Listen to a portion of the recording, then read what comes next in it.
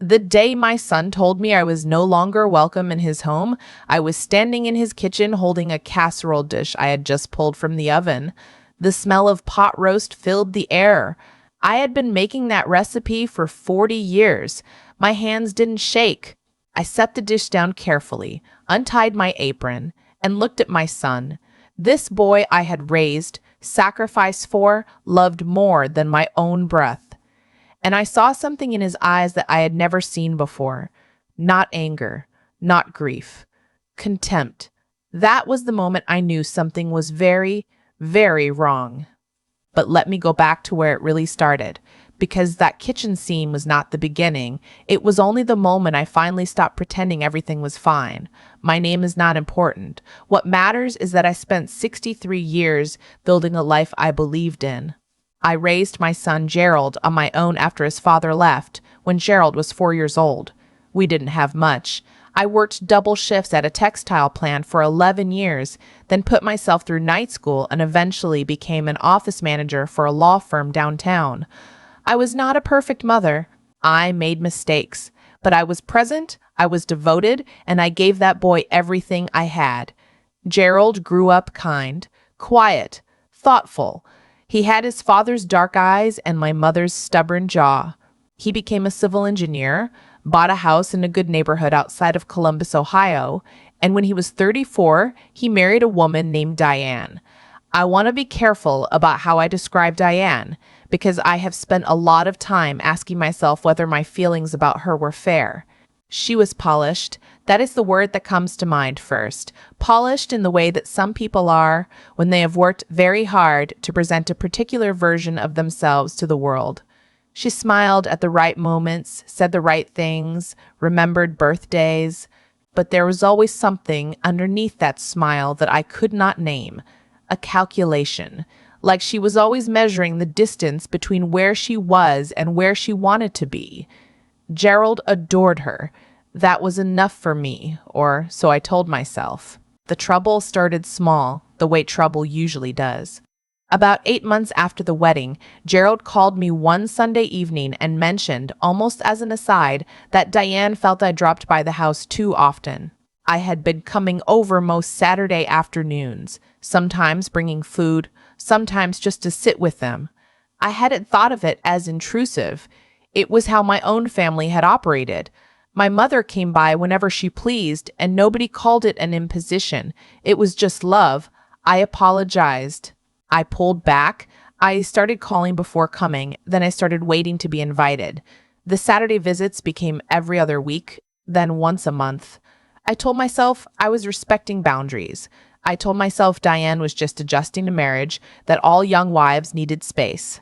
But then the invitations stopped coming altogether. For 3 months, I didn't see my son. We spoke on the phone, but the calls were shorter than they used to be. He sounded tired, distracted. When I asked if everything was all right, he said yes. Of course, work had been demanding. When I asked if I could come by for dinner, he said he would check with Diane and get back to me. He never got back to me. I started writing letters, not emails, actual letters, on paper, the way I had always communicated when I wanted someone to truly hear me. I wrote to Gerald about nothing in particular. A bird that had been coming to my back porch every morning, a book I had read, a memory of when he was 7 and we got caught in a rainstorm on the way home from a baseball game and laughed so hard we could barely walk. I don't know if he ever read them. The first time I heard about the money, it came from my neighbor Paulette, which should tell you something right there. Paulette had a son who worked at the same engineering firm as Gerald. One afternoon, while we were both pulling weeds along the fence line between our yards, she mentioned that she had heard Gerald was up for a significant promotion. More than that, he was apparently in line to become a regional director, which came with a relocation package and a salary that would change his financial situation entirely. I was happy for him. Genuinely, completely happy. I went inside and called him right away to tell him I had heard the news and that I was proud of him. He didn't answer. Diane did. She told me that Gerald was busy, that she would pass along the message. Her voice was pleasant, smooth, like polished stone. 3 weeks later, Gerald called me to share the news himself, as though I hadn't already called to congratulate him. I didn't mention the earlier call. I celebrated with him and everything seemed normal. And when I hung up the phone, I stood in my kitchen for a long moment trying to understand why I felt so uneasy. Then came the will. My mother passed away the following spring at the age of 89. She had lived a full life, and her passing, while painful, was not unexpected. What I did not expect was the content of her will. My mother had been more careful with money than any of us had realized. She owned her small house outright, had a modest investment account, and had kept a savings account that none of us had known about. In total, the estate came to just under $240,000. She divided it between me and my two sisters, which meant roughly $80,000 came to me. I did not tell anyone about this immediately. I needed time to process my grief before I could think about anything practical, but somehow Diane found out. I still do not know precisely how. My best guess is that Gerald mentioned it and that Diane, being who she was, immediately began doing arithmetic. Whatever the source, the effect was immediate and unmistakable. Within 2 weeks of my mother's funeral, I received an invitation to Sunday dinner. Gerald called himself, his voice warmer than it had been in months. He asked how I was holding up. He said he missed me. He said Diane had been asking about me. I was so relieved I nearly cried. I had been so lonely. I had missed my son so much that I had been waking up at 3 in the morning, unable to sleep, replaying our old conversations in my head just to hear his voice. I went to dinner. I brought the pot roast. For a few weeks, everything felt like it had been restored. Sunday dinners became a regular thing again. Gerald seemed like himself. Diane was warm, attentive, full of questions about my life, my health, my plans. She asked about my house, whether I had thought about downsizing now that I was older and living alone. She mentioned that she had a friend in real estate who could give me an honest assessment if I was ever curious. I told her I wasn't planning to move anytime soon. She smiled and said, of course, no pressure at all. Then she asked, gently, whether I had started thinking about how to manage the inheritance. She said she only asked because she knew handling a sudden financial change could be stressful, especially after a loss. Especially at my age. She said Gerald had some ideas if I was ever open to hearing them. Something in my chest went still. I said I had it handled, thank you. The next Sunday dinner, the topic came up again. This time, Gerald raised it himself. He had been doing some reading, he said, about estate planning. He thought it might be worth the 3 of us sitting down with a financial advisor, someone Diane had recommended, just to make sure my assets were organized in a way that made sense. He was looking out for me, he said. He wanted to make sure that if anything happened to me, everything would be simple and clear. I asked him what he meant by anything happening to me. He looked at his hands. I drove home that night with the windows down despite the cold, trying to clear my head. 2 weeks later, Gerald called and asked if I would consider updating my will. He mentioned that since my situation had changed, it might be a good time to revisit things. He used the word simplify 4 times in one conversation. He suggested that leaving everything directly to him, rather than splitting things up, would make the process easier for everyone involved. I didn't have anything to split. I had my house, my savings, and the inheritance. Gerald was my only child.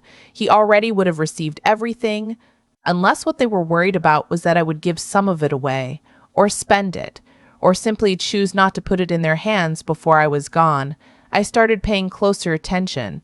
I began noticing that after every phone call with Gerald, certain details I had shared privately would come up at dinner, things I had mentioned once and forgotten, referenced in ways that felt like they were testing the boundaries of what I knew and what I had decided. I noticed that Diane always seemed to steer conversation away from my friendships, my sisters, anyone outside their household who might have influence over me. I noticed that Gerald had stopped asking about my health in the way a son asks about his mother's health. He asked about it the way someone asks about an asset they are monitoring. I called my older sister Renata and told her everything. Renata had always been the practical one in our family.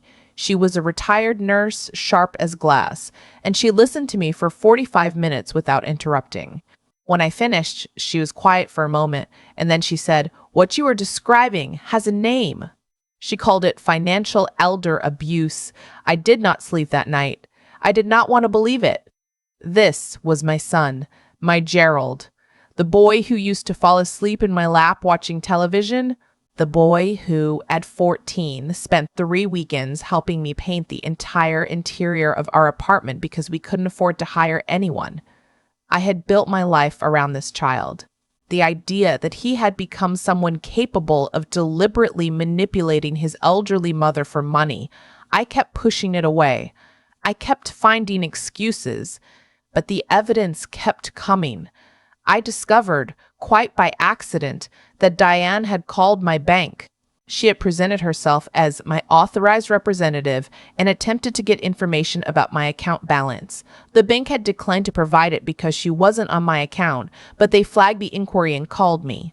When I confronted Gerald about it, he denied it at first, then said Diane had only been trying to help, that she was concerned I might be making financial decisions without fully understanding the implications. I asked him what implications he was referring to. He said I was being paranoid. He said I was letting grief over my mother cloud my judgment. He said he was sorry if they had overstepped, but everything they were doing came from love and concern. He said it so smoothly, so gently, I almost believed him. It was the next week, the week he told me I was no longer welcome in his home, that things collapsed completely. I had come to bring the pot roast. I had also come because in the days before, I had made 2 decisions. The first was that I had quietly transferred a portion of my inheritance into a separate account that neither Gerald nor Diane knew about. One I had opened at a different bank, with Renata named as my emergency contact. The second was that I had made an appointment with an elder law attorney to review my existing will and discuss my options. I don't know if Gerald somehow sensed the shift in me. I don't know if Diane had been watching more closely than I realized. What I know is that when I walked into that kitchen, the atmosphere was different, cold in a way that had nothing to do with temperature. Diane was standing by the counter with her arms crossed. Gerald was sitting at the table, and he wouldn't look at me when I came in. I set down the dish. I said hello. Diane started talking before I even had my coat off. She said they had been doing a lot of thinking. She said they felt that our relationship had become strained and that they needed space to focus on their marriage and their future. She said in a voice that was still somehow pleasant that she thought it would be best if I limited my contact with Gerald going forward. I looked at my son. He nodded. He said, "Mom, I think she's right. I need you to give us room." I untied my apron. I set it on the counter next to the pot roast that was still warm from my oven. I looked at my son's face, this face I had watched change from infancy to adulthood, and I said, very quietly, "Is this what you actually want?" He looked at the table. I walked out. I sat in my car in their driveway for several minutes. Then I drove to Renata's house where she made tea and sat with me while I finally let myself cry. What followed over the next month was the kind of quiet, careful work that nobody sees from the outside. My elder law attorney, a woman named Patricia who had been practicing for over 30 years, reviewed my situation and confirmed what Renata had suspected. The pattern of behavior, the social isolation, the pressure around finances, the attempt to access my accounts, the push to revise my will fit a recognizable profile. She helped me document everything: dates, conversations, the bank inquiry, the phone calls. She also told me something I hadn't known. Because Gerald was my next of kin and I had no legally established protections in place, certain actions, like petitioning for guardianship over me on grounds of diminished capacity, were legally available to him if he chose to pursue them. If Diane was the strategist I believed her to be, it was not impossible that this was the direction they were building toward. I authorized Patricia to begin the process of establishing a durable power of attorney in Renata's name. I also called my other sister, Luann, who lived in Arizona and had not been aware of how serious things had become. Luann was more emotional than Renata, and her first response was to want to call Gerald immediately and tell him exactly what she thought of him. I asked her to wait. I told her the time for confrontation would come, but not yet. 6 weeks after Gerald told me to leave, I received a phone call from him. His voice was different. strained in a way I had not heard before. He said he needed to talk to me. He said something had happened. I asked him what. He said that Diane had left. Not a temporary separation, not a cooling off period. She had moved out, taken what she came with, and left him with a letter explaining that she had met someone else and that the marriage had been, in her words, a practical decision that no longer made practical sense. I sat with that for a moment. Gerald began to cry on the phone. Real crying, the kind you can't perform. He said he didn't know what had happened. He said he felt like he had woken up from something. He said he kept trying to understand the last 2 years, how he had changed, how he had started to see the world through a lens that wasn't his own, how he had slowly allowed the most important people in his life to be pushed to the periphery while he convinced himself it was maturity, boundaries, growth. He said, "Mom, I told you to leave my house." I said, "I know." He said, "I have been trying to figure out how to call you for 6 weeks." I said, "I know that too." He asked if I would come over. I said I needed a few days. I spent those days talking to Renata, to Patricia, to Luann. I spent time alone, sitting on my back porch, watching the bird that still came every morning, thinking about forgiveness and what it costs and what it requires. Because here is the thing about forgiveness that nobody tells you. It is not the same as trust. You can forgive someone completely, with your whole heart, and still require them to demonstrate over time that they have genuinely changed. Forgiveness is something you give. Trust is something they earn. Those are two different transactions. When I went to see Gerald, I brought nothing. No food, no casserole dish, no apron. I sat across from him at his kitchen table and I told him everything. I told him about the bank inquiry. I told him about the conversations with Patricia. I told him about the power of attorney. I told him what the pattern of behavior was called, and I watched his face move through disbelief, then shame, then something that looked like grief. He said he had not known about the bank call. I told him I believed him and that it didn't fully matter because he had not asked. He had not questioned. He had allowed himself to become the instrument of something he didn't fully understand because it was easier than looking clearly at the woman he had married and asking hard questions. He didn't argue. He said I was right. We talked for 4 hours that day.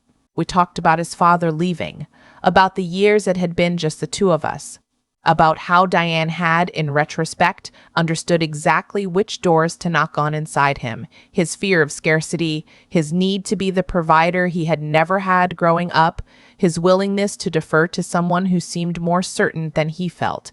None of that absolved him. He knew that, but it explained something. Recovery, when it is real, does not look like a single conversation. It looks like 100 small, consistent choices made over months.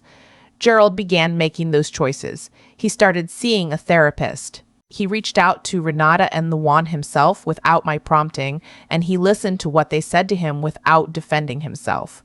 He asked Patricia if he could attend one of my meetings with her, not to manage my affairs, but to understand what had almost happened and to make sure he was not part of any future risk.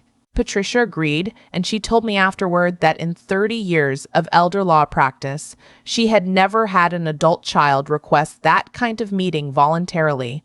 She said it was one of the better signs she had seen. My house is the same. My back porch is the same. The bird comes every morning, a Carolina wren. I finally looked it up, and I drink my coffee and I watch it, and I think about how strange and long and unpredictable a life can be. Gerald comes for dinner on Sundays again. He calls before he comes, not because I require it, but because he wants to. He asks about my health the way a son is supposed to ask, not measuring, not calculating, just caring. Last month, he helped me recaulk the bathtub, and we laughed about it more than the job warranted. The inheritance is intact. My will is in order. Renata has power of attorney, and Gerald has accepted that arrangement with grace. Diane is somewhere in the world being someone else's practical decision, and I am here, 63 years old, still pulling my own weeds, still making pot roast, still watching the wren, still very much alive and entirely unwilling to be diminished by anyone, including, and most especially, the people I love most. If you are watching this and you have a mother, call her. Not to check on her estate, not to plan for her future, just to hear her voice, just to remind her she is not invisible. And if you are a mother or a grandmother, or anyone who has been made to feel that your age makes you a burden, or a liability, or a problem to be managed, hear me when I say this. Your instincts are valid, your resources are yours, and you do not owe anyone access to either your money or your dignity, not even the people who once fell asleep in your lap. There is something I have learned about the people who try to take from you quietly. They count on your love making you blind. They are not wrong to count on it either. Love does make you blind for a while. It made me blind for long enough that I almost handed over everything my mother had worked a lifetime to leave me, everything I had worked a lifetime to protect. But love, when it lives in the same body as a clear mind and a steady spine, eventually opens its eyes. I think about the woman I was when I walked into Gerald's kitchen that final Sunday, still carrying food, still hoping, still arriving with my hands full because that was how I had always shown up for the people I loved. I did not walk in naive. I walked in with my eyes open and my documents already signed. That is the difference between the woman I was at the beginning of this and the woman I became by the end of it. Not harder, not colder, just clearer. What happened to Gerald was not simply grief from the outside. It was something more complicated than that. And I say this not to excuse what he allowed to happen, but because I think the truth is more useful than a simple villain story. He was a man who had grown up afraid of not having enough, afraid in the quiet, wordless way that children who watched a parent leave tend to carry that fear for the rest of their lives. Diane found that fear and spoke directly to it. She offered him a version of security that required him to stop seeing me as his mother and start seeing me as a resource. That transformation didn't happen overnight. It happened through 100 small conversations and 100 small concessions, each one so reasonable on its own that he never saw what was being built until it was already standing around him. That is how people lose themselves, not in a single dramatic moment, in the accumulation of small surrenders. And that is also how people find themselves again, not in a single conversation, not in one afternoon of tears at a kitchen table, but in the daily choice to look honestly at what they have done and refuse to look away from it. Gerald made that choice. He is still making it. I watch him and I see a man doing the hard, unglamorous work of becoming more honest with himself than he was before, and I respect that more than I can easily say. As for me, I am not the same woman who used to drive away from her son's house, gripping the steering wheel, trying to understand why she felt so wrong. I know now that the unease I felt was intelligence. It was my own mind, trying to tell me something my heart was not ready to hear. Learning to trust that signal, to act on it without waiting for absolute certainty. To protect yourself without apology, that is not selfishness. That is what survival looks like when you practice it with dignity. Whatever you are carrying right now, whatever quiet pressure someone is putting on you to shrink yourself, to hand over what is yours, to be grateful for being tolerated, I want you to know that clarity is available to you, not from anyone else. From inside yourself, when you get still enough to listen, that is the only thing I know for certain after 63 years.